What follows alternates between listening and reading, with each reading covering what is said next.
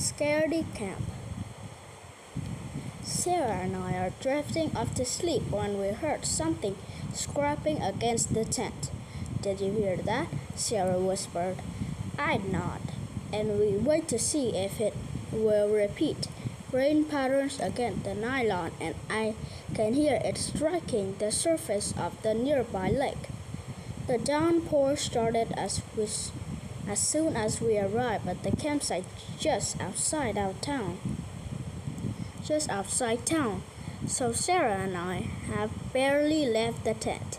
She'd promised me a week of fishing, campfires, and s'mores.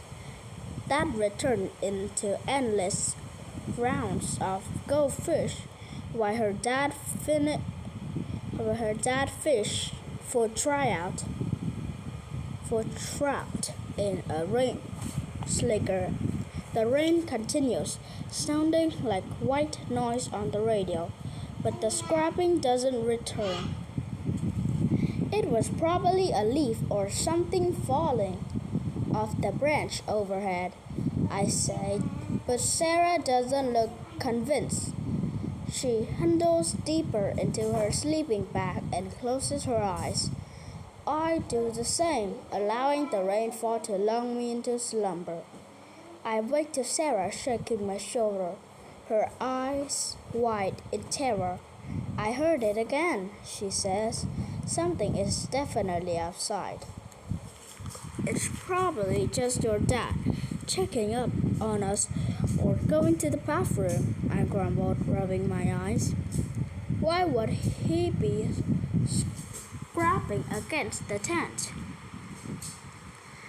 "Mr. Martinez, is that you?" I called out. After a moment, Sarah's dad unzipped the door of his tent next to ours, and then unzipped our door. He holds up a bright lantern and shoves his hooded head inside. "Everything okay in here?" he asked. "We're okay," Sarah says, "but we heard something outside scraping against the tent. I'm sure it was just a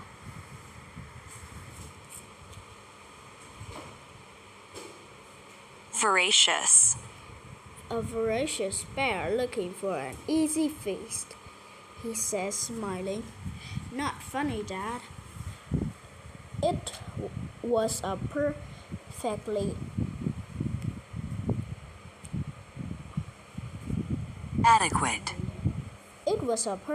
adequate dad joke, he says, but I take a look around.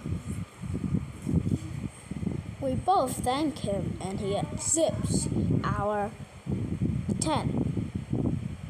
We follow the lantern and the sound of his squishing footsteps as he inspects the campsite. "I don't see any bears or anything else lurking out here, ladies," he said, poking his head back into our tent. "I'm going back to bed before I catch my death.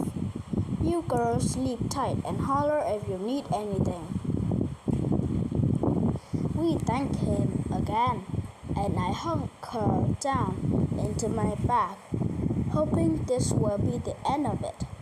Just as I'm about to drift off into dreamland, Sarah shines a flashlight into my face and hisses, "Queen, wake up, someone's outside." Seriously, Sarah, I was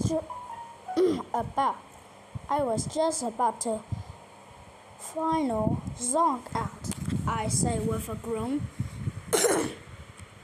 She shushed me, and then I hear it. Footsteps squishing through the muck outside. Too many to be just one person or animal.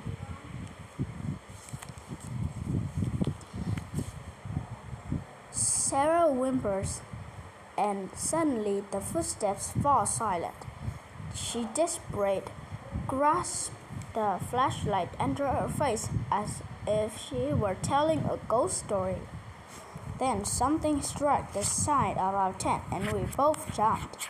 Something else knocked into the opposite side, and we'll crawl into the center of the space, wrapping our arms around each other.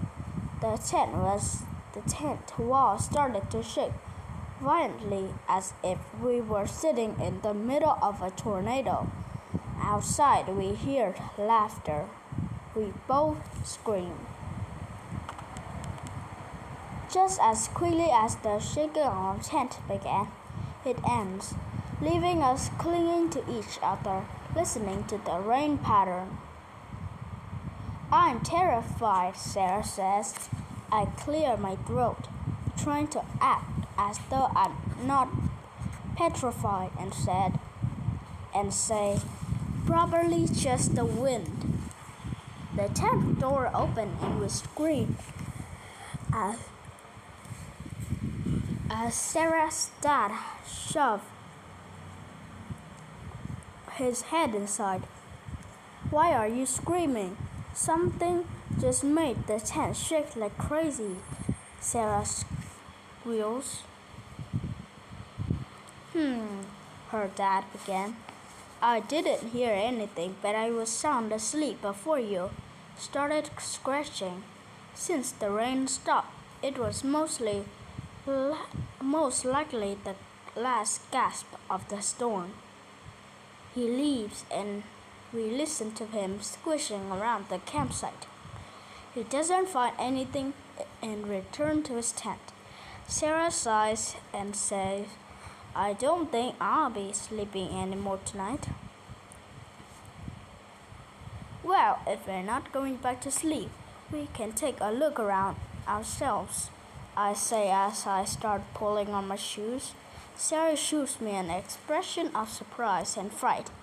Nope, not happening. I'm going to sit right here with the flashlight until the sun rises. I have to look around outside in the dark, I guessed. I say, unzip the tent flap. Sarah whimpers as I step out into the darkness. The clouds have already started to part, exploring a bright moon.